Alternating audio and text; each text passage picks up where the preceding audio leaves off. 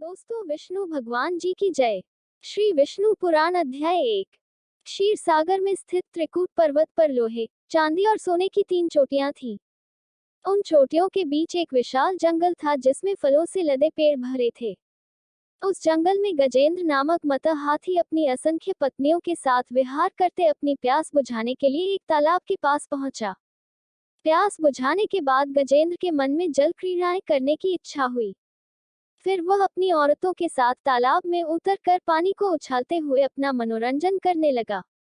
इस बीच एक बहुत बड़े मगरमच्छ ने गजेंद्र के दाएं पैर को अपने दाढ़ों से कसकर पकड़ लिया। इस पर पीड़ा के मारे गजेंद्र धीनकार करने लगा। उसकी पत्नियां घबरा कर तालाब के किनारे पहुंची और अपने पति के दुख को देख आंसू बहाने लगी। उनकी समझ में न आया कि गजेंद्र को मगरमच्छ की पकड़ में से कैसे छुड़ाएं।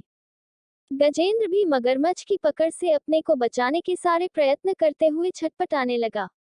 गजेंद्र अपने दांतों से मगरमच्छ पर वार कर देता और मगरमच्छ उछलकर हाथी के शरीर को अपने तेज नाखूनों से खरोंच लेता जिससे खून की धाराएं निकल आती। हाथी मगरमच्छ की पीठ पर अपनी सूंड चलाता। मगरमच्छ अपनी खुरदरी पूंछ से हाथी पर वार कर देता। अगर हाथी अपने चारों पैरों से मगरमच्छ को कुचलने की कोशिश करता तो वह पानी के तल में जाकर छिप जाता। इस पर हाथी किनारे पर पहुंचने के लिए आगे बढ़ता, तब झट से मगरमच्छ हाथी को पकड़कर खींच ले जाता और उसे पानी में डुबो देता। इस तरह मगरमच्छ और हाथी के बीच 1000 साल तक लगातार लड़ाई चलती रही। गजेंद्र अपनी ताकत पर विश्वास करके हिम्मत के साथ लड़ता रहा, फिर भी धीरे धीरे उसकी ताकत घटती गई।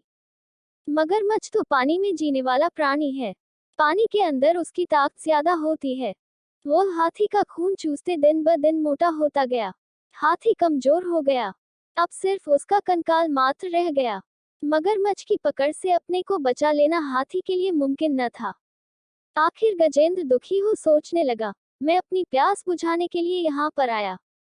प्यास बुझाने के बाद मुझे यहाँ से चला जाना चाहिए था। मैं नाहक क्यों इस तालाब में उतर पड़ा? मुझे कौन बचाएगा? फिर भी मेरे मन के किसी कोने में यह यकीन जमता जा रहा है कि मैं किसी तरह बच जाऊंगा। इसका मतलब है कि मेरी आशा का कोई आधार जरूर होगा। उसी को मैं ईश्वर कहकर पुकारता हूँ। देवता, भगवान, ईश्वर नामक भावना का मूल बने हैं प्रभु। तुम ही सभी कार्यकलापों के कारण भूत हो। फंसते तब तक तुम्हारी याद नहीं करते। दुख न भोगने पर तुम्हारी जरूरत का बोध नहीं होता। तुम तब तक उसे दिखाई नहीं देते जब तक वह यह नहीं मानता कि तुम हो, और उसके मन में यह खलबली नहीं मचती कि तुम हो या नहीं। इस तरह बराबर सोचने वाले गजेंद्र को लगा कि मगरमच्छ के द्वारा सताने वाली पीड़ा कुछ कम होती जा रही है। गजेंद्र ने जब ध्यान करना शुरू किया, तभी मगरमच्छ के दाढ़ों के मसूड़ों में पीड़ा शुरू हुई। उसका कलेजा कांपने लगा। फिर भी वह रोष में आकर गजेंद्र के पैर को चबाने लगा। प्राणियों की बुराई और पीड़ा को तुम हरने वाले हो।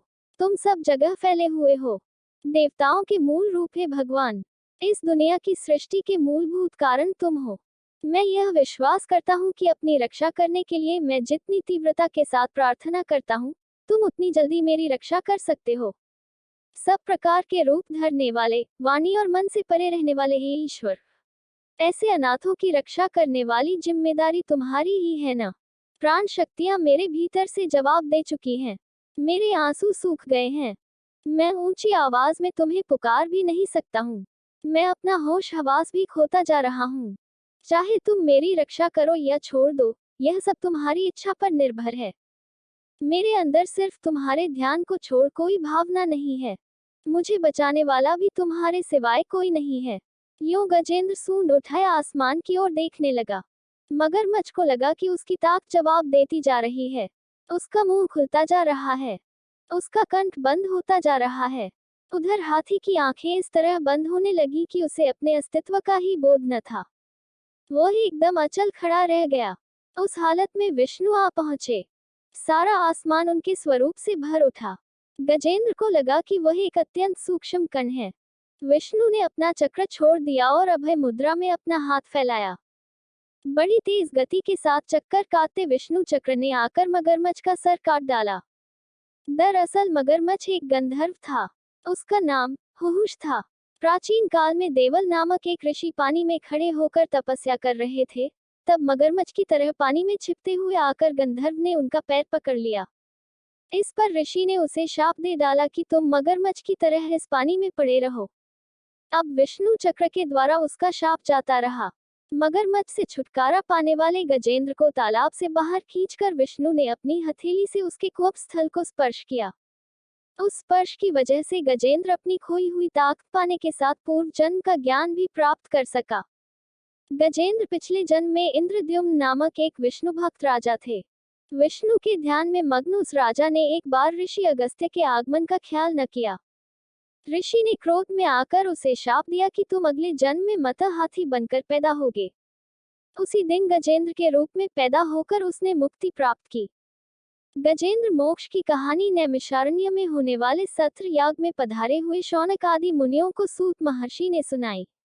मुनियों ने सूत महर्षि से कहा, मुनिवर, गजेंद्र मोक्ष की कहानी हमें तो सिर्फ एक हाथी की जैसी मालूम नहीं होती, बल्कि सारे प्राणी कोटि से संबंधित मालूम होती है। खासकर कई बंधनों और मुसीबतों में फंसकर तड़पने वाले मानव जीवन से संबंधित लगती है। इसके जवाब में सूत महर्षि बोले, हाँ, गजेंद्र मोक्ष की कहानी श्लेषार्थ से भरी हुई है। उसका अन्वय जो जिस रूप में चाहे कर सकता है। काल तो विष्णु के अधीन में है, इसलिए काल चक्र के परिभ्रमण में कई कठिनाइयां और समस्याएं हल होती जाती हैं। शश मुनियों ने पूछा, मुनिवर, गजेंद्र मोक्ष के आधार पर हमें यह मालूम होता है कि प्रत्येक कार्य का कारणभूत सर्वेश्वर विष्णु है। ऐसे महाविष्णु की कहानी पूर्ण रूप से सुनने की इच्छा हमारे मन में जाग रही है। हम आपके सामने बच्चों के समान हैं, इसलिए हम आपसे प्रार्थना करते हैं कि आप हमारी समझ में आने लायक सरल शैली में विष्णु कथा की सारी बातें समझा दें। आपने महर्षि व्यास के द्वारा समस्त पुराण, इतिहास और उनके मर्म को भी जान लिया है, इसलिए आप ही वे कहानियां सुनाकर हमको कृतार्थ कर सकते हैं। मुनियों की बातें सुनकर सूत मुनि खुश हुए और बोले, हाँ, जरूर सुनाऊंगा। महर्षि व्यास ने विष्णु से संबंधित अनेक लीलावतारों की विशेषताओं को महाभागवत के रूप में रचा और अपने पुत्र शुक को सुनाया। विष्णु पुराण सुनकर भव सागर से तरने की इच्छा रखने वाले महाराजा परीक्षित को शुक महर्षि ने सुनाया। गजेंद्र की रक्षा करने के लिए प्रकट हुए विष्णु का अवतार आदि मूलावतार माना गया। भगवान विष्णु ने कई अवतार लिए, उनमें विकास की दशाओं के अनुसार दशावतार नाम से प्रसिद्ध 10 अवतार ज्यादा मुख्य हैं। नार का अर्थ नीर है। विष्णु जल के मूल हैं, इसलिए वे नारायण कहलाए। नारायण से ही नीर या जल का जन्म हुआ। जल से प्राणी पैदा हुए। विष्णु मछली के रूप में अवतरित हुए। दशावतारों में वही पहला मत्स्यावतार है। विष्णु जल से भरे नील मेघ के रंग के होते हैं। मेघ के अंदर जैसे बिजली छिपी हुई है, उसी प्रकार विष्णु स्वयं तेजो में है। उनके भीतर से उत्पन्न जल भी तेज से भरे रहकर गोरे रंग का प्रकाश बिखेरता रहता है। वही जल कारणोदक क्षीर सागर है। क्षीर सागर में अनंत रूपी काल समय शेषनाग के रूप में कुंडली मारे लेटा रहता है। शेषनाग के 1000 फन हैं। अनंत शेषनाग पर शेषाय के रूप में विष्णु लेटे रहते हैं। उनकी नाभि में से एक लंबे नाल के साथ एक पद्म ऊपर उठा। उसी पद्म से ब्रह्मा का उदय हुआ। ब्रह्मा ने सभी प्राणियों की सृष्टि की अनंत काल युगों के रूप में चलता रहता है। कृत, त्रेता, द्वापर और कलियुग, इन चारों को मिलाकर एक महायुग होता है। 1000 महायुग मिलकर एक कल्प होता है। एक कल्प ब्रह्मा का एक दिन होता है। रात का वक्त इसमें शामिल नहीं है। दिन के समाप्त होते ही उन्हें नींद आ जाती है। वही कल्पांत है। उस वक्त चारों ओर गहरा अंधेरा छा जाता है। विष्णु से निकली संकर्षण की अग्नि सबको जला देती है। झंझावात चलने लगते हैं। तब भयंकर काले बादल हाथी की सूंडों जैसी जलधाराएं लगातार गिराने लगती हैं। महासमुद्र में आसमान को छूने वाला उफान होता है।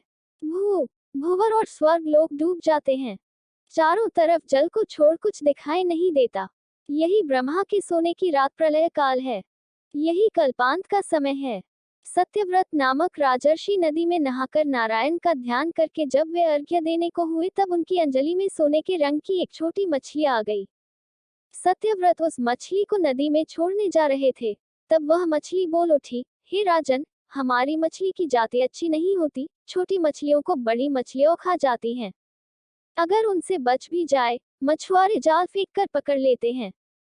इसलिए मैं आपकी शरण मांगने अंजलि में आ गई हूँ। कृपया से मुझे छोड़ न दीजिएगा।